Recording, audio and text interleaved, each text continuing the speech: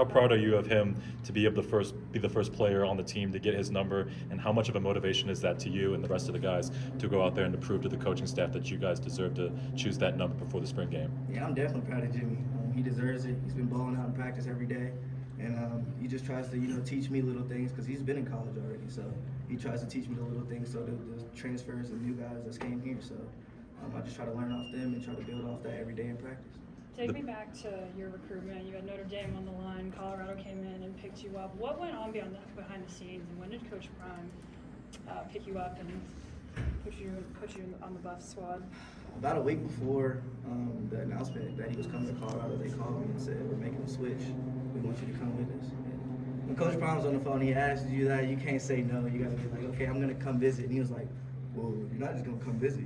We're going to get you to commit." I was like, all right, well, I came and that's what I did. And it was nothing short of what I've seen online on YouTube. The facilities are great. The coaches are great.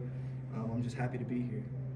Is he what you expected when you look at a guy who's considered probably one of the best defensive players to ever play the game, and you see how big of a personality he is, and now he's your coach? Having been on the field with him as your coach, is he what you expected to be as the leader of this program? Yes, most definitely. I think he knows what he's talking about. He's played in the league. He has a gold jacket. Everyone's trying to get to where he is right now. So listening to everything he has to say, I'm going to do that. How do you feel you're adjusting to the speed of Division I college football, and how do you feel your first spring practice is going? It's been great.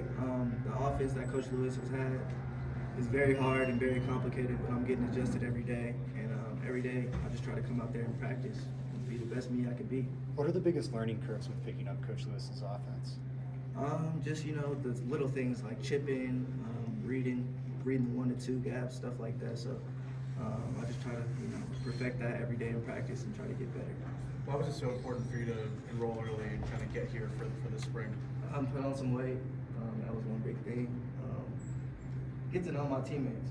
This is a whole new team we're about to start. And I'd rather be in the system already, knowing everything before the summer comes, so I can already be down packed by fall camp. What was your first reaction when you heard the spring game was sold out, and have you noticed the prime effect to make that happen? It was definitely expected. When we sold out, I knew it was going to happen, and I'm just happy.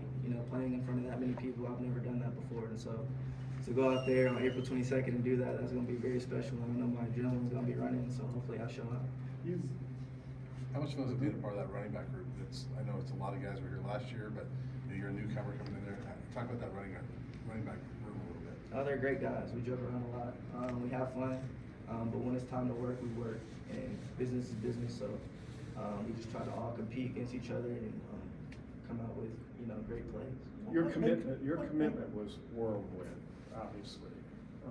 How much did you know about the history of your position at the school, and what have you learned, if anything, yet? I don't think I needed to learn anything. I was coming to a place where it was very fresh and new coaches knew everything. So me coming here was just a new, fresh start for me to lock in, do what I need to do, and do what I need to do. You hear a lot about Coach Prime as a salesman. What makes him such a good recruiter? He doesn't sell anything. He doesn't sell anything. Everything he tells you, it's right here in front of you. He gives you the opportunity to make plays, and if you don't make plays, that's on you. But if you get that opportunity, you should capitalize off of it. And that's what I'm trying to do. Is that why so many good kids want to come here and want to play for him? Almost definitely. Coach Prime tells them what's here. They come and see it. And if you don't like it, you don't like it. But if you do, I think you'll probably end up coming. There were a couple moments in practice today where Shedeur took the leadership role upon himself. He was talking to a bunch of guys, what he saw, what he wanted to see. What have you seen from him? Obviously, the quarterback gets so much credit and so much blame, but he especially has a big spotlight on him. How have you seen his leadership manifest with you guys on the offensive side of the ball? I mean, that's what he's supposed to do. He's coming from a great program at Jackson. He came here. No one knew him when he first came here as a person, and he's light to everybody. He lights up every room he comes in, and he's just a great guy. So have him come out here and talk to us and everything, and give us pointers on what not to do, how to run a route, where he's going to throw it. It just gives you the confidence to go out there every time with him and ball out. What NFL players do you look up to, or maybe model your game after a bit? I like a few guys. I like Deebo Samuel, Tank Dell.